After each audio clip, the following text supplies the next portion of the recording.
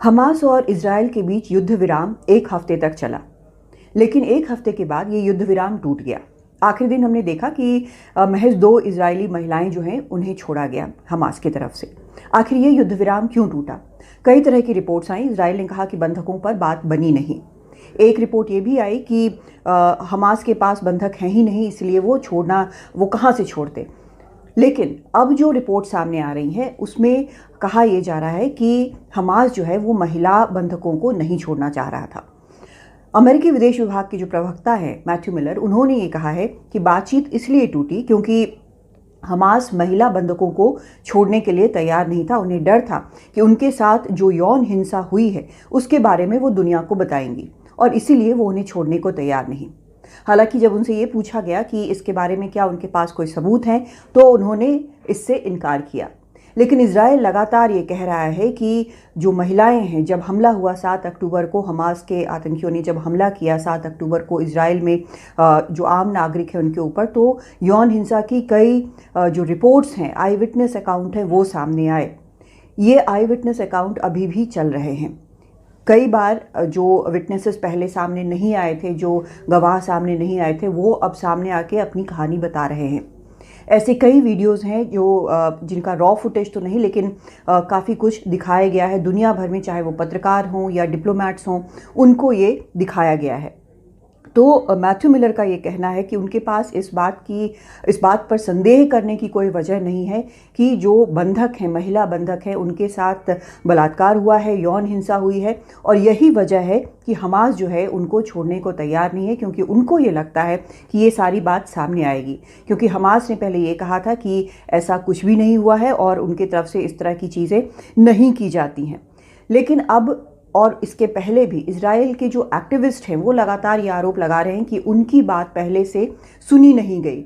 उन्होंने लगातार इस बात का दावा किया, लेकिन उनकी बात सुनी नहीं गई। अब इजराइल ने एक कॉन्फ्रेंस किया है। वहाँ पर यूएन के सेक्रेटरी जनरल जो है, उन्होंने भी पहले ये कहा था कि जो सेक्सुअल वायलेंस है हमास ने जो किया है उसके बारे में इन्वेस्टिगेशन होना चाहिए। एंटोनियो गुतेरेस ने ये कहा था, और उन्होंने कहा था कि इस पूरे मामले की जांच होनी चाहिए, किस तरह से जो रेप है उसका इस्तेमाल एक हथियार की तरह किया गया। अब उसके एक हफ्ते बाद जो इजराइल का यूएन मिशन है उसने एक कॉन्फ्रेंस किया है। उसमें उन्होंने ये भी कहा है कि इंटरनेशनल जो समुदाय है, अंतर्राष्ट्रीय समुदाय जो है, उसको खुलकर इस बारे में बोलना चाहिए। जो वहाँ पर इजराइल के यूएन एम्बेसडर गिलाद एदान हैं, उन्होंने ये कहा कि यूएन विमेन जो बिना किसी भेदभाव के महिलाओं के लिए काम करता है, उसने अभी तक इस बात की भर्त्सना नहीं की है। यहाँ तक कि एक ट्वीट किया था उसको भी डिलीट कर दिया। इसको लेकर कई सवाल भी उठ रहे हैं। तो ये अब सामने आया है, और जब यूएन इसके बारे में जांच की मांग कर रहा है तो उसमें देखना होगा कि आगे क्या होता है। इस बीच लगातार अलग अलग गवाह जो हैं वो सामने आ रहे हैं, चाहे वो जो किबुत्ज पे जो हमले हुए, जो आतंकी हमले हुए 7 तारीख को, उस समय जो महिलाओं के साथ व्यवहार किया गया, या फिर जो म्यूज़िक फेस्टिवल चल रहा था वहाँ पर जो महिलाओं के साथ व्यवहार हुआ। अब कई गवाह सामने आकर ये चीज़ें बता रहे हैं कि उन्होंने क्या क्या देखा। दिल दहलाने वाले ये सारे अकाउंट हैं जिस तरह से सामने आए हैं, और इजराइल कह रहा है कि इसको लेकर वो सजग है और इस मामले की जांच होनी चाहिए।